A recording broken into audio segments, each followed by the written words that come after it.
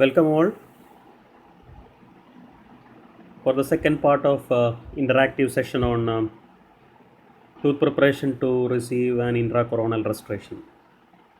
Today, we will interact on how to prepare the tooth to receive an onlay, the second type of intracoronal restoration. So we will check how we will do a preparation to receive a MOD onlay. It's a variation of class 2 inlay where you have caries both on the mesial as well as on the distal aspect. It utilizes some amount of intracoronal retention as you utilized for an inlay along with some occlusal coverage. So speaking about intracoronal retention, the retention type employed in intracoronal restoration, as I have mentioned in the previous part, is usually of a wedge type. And this wedge type retention exerts outward pressure from the center of the tooth. So for the restoration to be successful, it needs to be surrounded or bolstered by a bulk of sound dentine so that the force generated won't destruct the remaining tooth structure.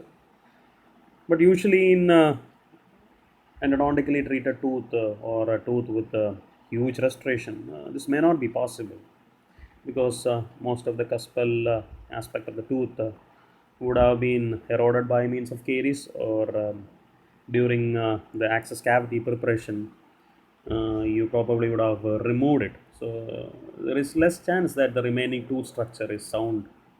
So in most of the cases, it is preferably better to go for a onlay rather than going for an inlay, as it usually covers some of the occlusal surface, especially protecting the undermined cusp, because you include that cusp into the preparation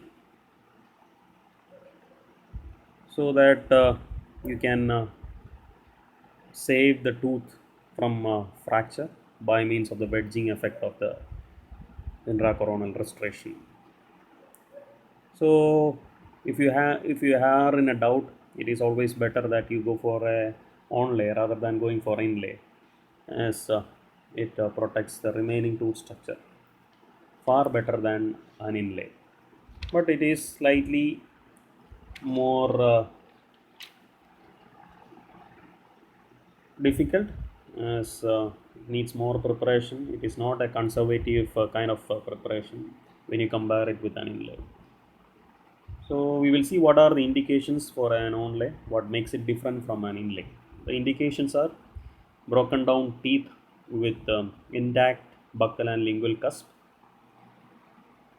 but the cusp may be undermined by means of caries or maybe because of the extensive preparation. So inlays may not be possible in that case. MOD restoration with wide isthmuses. When we talk about isthmus, we had seen that for an inlay, the ideal isthmus width was around one-fourth to one-third of the intercuspal distance. If you have a wide isthmus, there is always a chance that the cusp will be weakened because you have less amount of tooth structure to support that restoration. Then, in an endodontically treated posterior teeth with sound buccal and lingual tooth structure, again, there is always a chance that the remaining tooth structure won't be sound. So these are the indications for an MOD only, and we will see how we prepare the tooth to receive an MOD only. So the armamentarium for the intracoronal restoration tooth preparation is handpiece, round end tapered diamond, number 171 L burr, number 170 L burr, number 169 L burr, flame diamond, flame burr, and enamel hatchets. So we will move on to the steps in the tooth preparation. First is occlusal reduction. which is planar kind of preparation. That means you need to follow the plane which the cuspal inclines is being present on the tooth structure, and it is usually done with a round and tapered diamond and number 171 burr. I repeat, it is done with a round and tapered diamond and number 171 burr. So the reduction is usually started by placing depth orientation grooves. You probably would have done some anterior crown preparation wherein you started reducing the labial side by means of putting depth orientation grooves. Similarly, here also you are supposed to start your planar reduction of the occlusal surface with placing depth orientation grooves. The grooves are made on the crust of each triangular ridge and one in each major developmental grooves. So you make the grooves, depth orientation grooves, and then you will start joining those grooves to get a planar reduced surface. And the depth of reduction is around 1.5 millimeter on the functional cusp. The functional cusp means for mandibular tooth it is the buccal cusp, and for the maxillary tooth it is the palatal cusp, and of reduction of around 1 millimeter over the non-functional cusp. When you reduce it, the occlusal surface, you have to be very careful when you do the reduction on a maxillary tooth. That is, you should take special care that not to overcut the fascio-occlusal extension. The fascio-occlusal extension. I repeat, the fascio-occlusal extension. So when you prepare the maxillary tooth to receive an MOD onlay or an onlay restoration, to be very careful on the fascio-occlusal extension, because if you over prepare, there could be chance of display of metal, which will compromise the aesthetics. So at the margin, you usually keep it around zero point 0.5 millimeter at that particular line angle. That means the fascio-occlusal line angle. We don't prepare much deeper on that particular line angle. As we had seen earlier, reduction of around 1.5 millimeter on the functional cusp and a reduction of around 1 millimeter on the non-functional cusp is the ideal requirement. But for maxillary tooth, we just give some amount of lineage on that kind of preparation. We reduce the extension of preparation at the fascio-occlusal line angle or extension on the maxillary tooth. And we have to be very judicious when you prepare the tooth. We cannot just arbitrarily remove the occlusal surface. The reduction should always follow the original contour of the cusp. You just cannot chop the occlusal surface. It is always preferable to follow the original contour of the cusp. You have to be very careful in that preparation. So the occlusal reduction, it's a planar reduction, and it is being done by means of a round and tapered diamond as well as 171 burr. The burr is just to polish the preparation. That is the use of the burr. So initial preparation will be done by the diamond, and the final polishing of the prepared tooth surface will be done by means of the burr. After occlusal preparation, next is the preparation of the functional cusp bevel. We will prepare the functional cusp bevel again with a round and tapered diamond and number 171 L burr. Here also we start by making depth orientation cuts on the outward facing inclines of the functional cusp. Remember, functional cusp bevel, so it is given on the functional cusp, and the depth again is around 1.5 millimeter at the cusp tip, and it fades out along the line which is on the outer side, which becomes the future occlusal shoulder on completing the preparation. So here the depth is 1.5 millimeter, and the depth fades out along the line which is on the outer side, which becomes the future occlusal shoulder on completing the preparation. The bevel, after preparation, approximate the angle of the cuspal inclines in the opposing arch. So the bevel has to be in approximation with the cuspal inclines in the opposing arch. That means when you prepare on the maxillary tooth, that is the palatal cusp, it has to be in approximation with the cusp opposite mandibular cuspal inclines. That is what I mean by the terminology, like the term that it should approximate the angle of the cuspal inclines in the opposing arch. The bevel usually extend around the central groove on the mesial side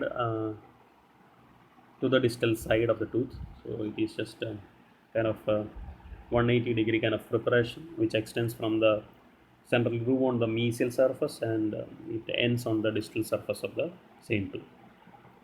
After the preparation of the functional cusp bevel with the round and tapered diamond, as I told earlier, we smoothen the preparation with number 171 L burr.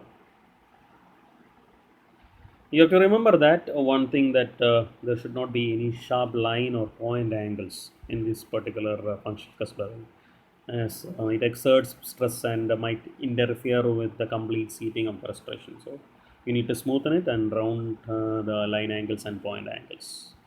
So the functional cusp bevel is the second step which we do after the occlusal reduction. Then after functional cusp bevel, we move on with the preparation of occlusal shoulder that we had mentioned the term occlusal shoulder earlier. As I told earlier, when you make the functional cusp bevel, the bevel should fade out along the line which is on the outer side, which becomes the future occlusal shoulder on completing the preparation. So we do the occlusal shoulder preparation with number 171 L burr. It is created by running the burr on the axial surface along the termination line of the functional cusp bevel, and the width of the occlusal shoulder is around 1 millimeter, and again extends from central groove on the mesial surface to the central groove on the distal surface. And this shoulder provides space for a bulk of metal to reinforce the occlusal margin on the functional cusp. So basically, it provides some amount of material, that is whichever material which you are going to use for creating or fabricating the intracoronal restoration. You need some space for the bulk of the material. So that is the function of this occlusal shoulder. So with number 171 burr, we prepare the occlusal shoulder. After occlusal shoulder preparation, we move on with the preparation of isthmus, and it is done with number 170 burr. The previous three aspects of preparation, we used 171 L burr. Now here for isthmus, we are using number 170 L burr. And you have to remember one thing, that the isthmus of onlay is always shallower than the isthmus on an inlay by around 1 millimeter. You have to remember that because we reduce the root structure as little as possible, or as it is been required. But if the preparation is been already done for a amalgam restoration, and where the isthmus has been prepared already, then we just won't be able to do this kind of preparation. The isthmus gives more of resistance than retention for the restoration. So there is no point in extending the preparation more tightly, as it is contributing more to the resistance. So as I told earlier, if it is been already prepared, then sometimes you may not be able to follow the exact rule. But if you are preparing it for the first time, or there is sufficient tooth structure, always try to reduce the amount of preparation shallower in the area of isthmus. And if it has been already prepared cavity, then you have to smoothen that area, so that as I told earlier, there is no interference in seating, and there is less amount of stress. So after the isthmus preparation, we move on with the preparation of proximal box. And the preparation of proximal box is done with the number 169L and number 170L bars. So here 170 bar and 169L bar is being used for preparation of the proximal box. We use number 170 bar if the surface is relatively intact, or else you can start your preparation with number 169L bar, as it is smaller in diameter, and you can prevent the contact with the adjacent teeth if you are using a smaller burr. So if you are not confident enough, then you can start with 169 burr, because it is of a smaller diameter burr. So the burrs we use for proximal box preparation is 169 L burr and 170 burr. If you are not confident, or if you want to use a smaller burr, you can start the preparation with 169 burr, and then you can modify or increase the width, or smoothen the proximal box with 170 burr. So the proximal box, there are few criteria. When you prepare the proximal box, the contact breaking with the adjacent tooth on the mesial side has to be careful. You should not extensively prepare on the mesial side, because aesthetically there will be chances of metal display if you extend it beyond the contact point. So you should not extend way beyond the contact point. You need to break the contact with the adjacent tooth, but you cannot extend it way more than what is required on the mesial surface, especially because there is chance of metal display. So when you prepare the proximal box, gingival floor of the proximal box should be around 1 millimeter in width. So that is why we use a bigger burr, even though we start with a smaller burr, that is 169 burr.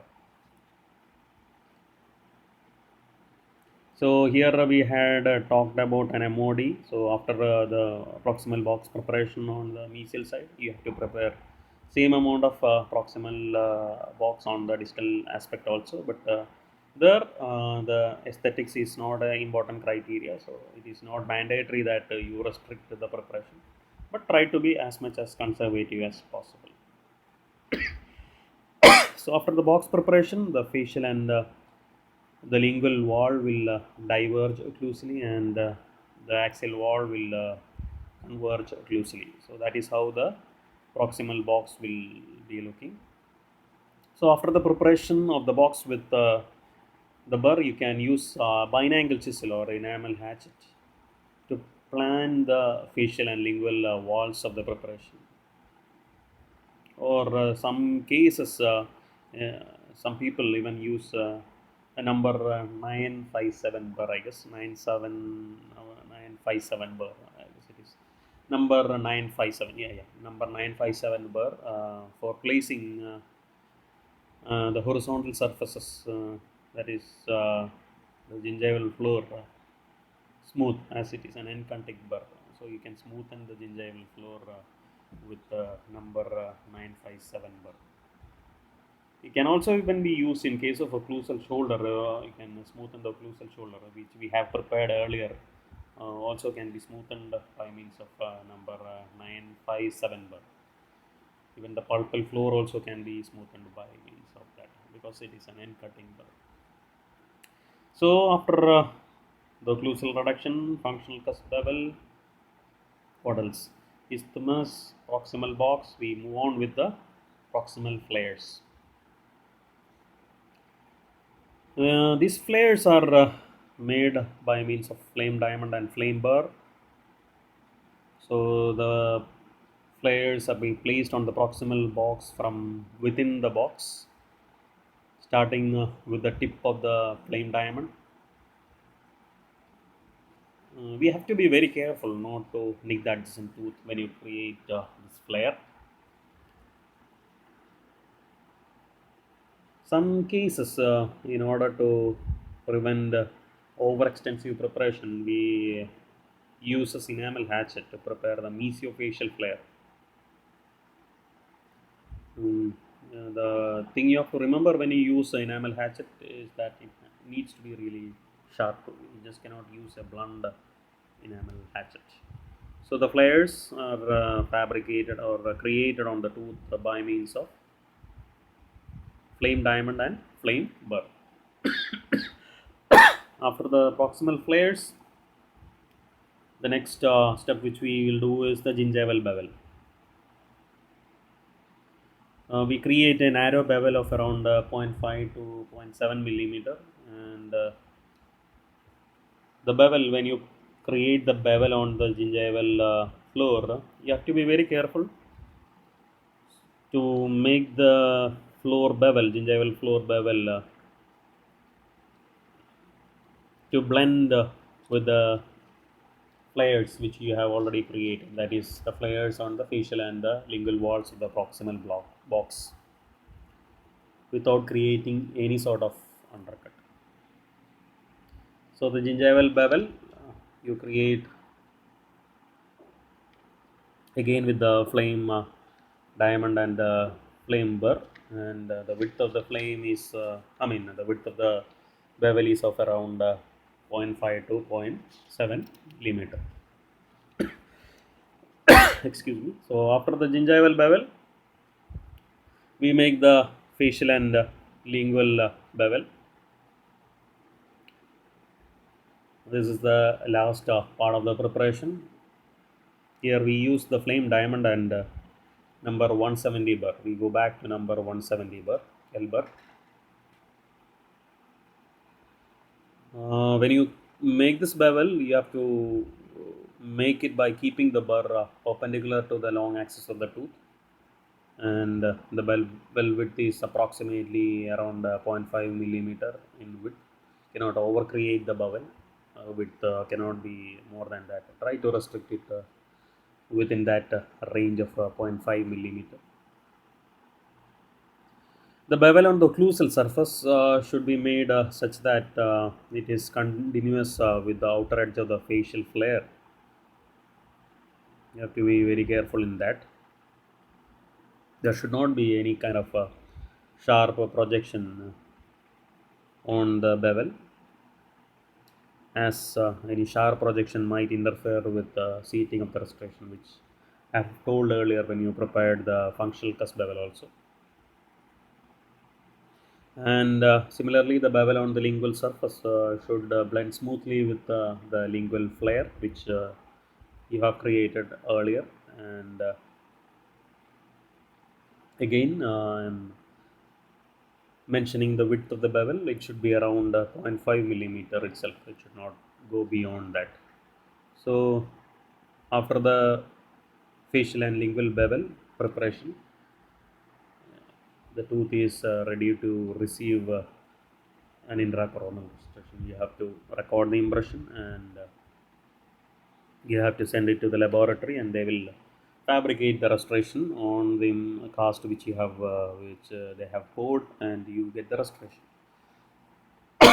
So to summarize, we will see what are the contributions by all the individual preparations which you have done. So to start with, Planar occlusal reduction, it provides structural durability to the restoration. Then after planar occlusal reduction, we went with functional cusp bevel. It also provides a structural durability. Then you prepared the occlusal shoulder. Again, it provides structural durability. Then you prepared the isthmus, wherein I have told that the isthmus depth should be slightly shallower than that you for an MOD only or any only when it compared to an inlay, as the isthmus here doesn't provide or doesn't give more importance on retention. It contributes more to the resistance of the frustration. So isthmus naturally retention and resistance, and it also contributes to structural durability. Then you prepare the proximal box again for retention and resistance and structural durability. Then you prepare the gingival bevel. Marginal integrity is the factor contributed by means of the gingival bevel. Then the proximal flare, again it provides marginal integrity to the restoration. And finally the occlusal and lingual, I mean facial and lingual bevel, which again contributes to the marginal integrity. So these are the details of preparation for an MOD only, and these are the factors contributed by each of the step which you have done in the preparation. So this is about MOD online preparation. So we have come to the conclusion of the tooth preparation for receiving intracoronal restorations. In the first part, I have talked about the tooth preparation for inlay, and now I am completing my interaction on MOD onlay. So those are the two intracoronal restorations. So I conclude my interaction on intracoronal restorations. If you have any doubt, you can post it in the group, and we will clarify that doubt.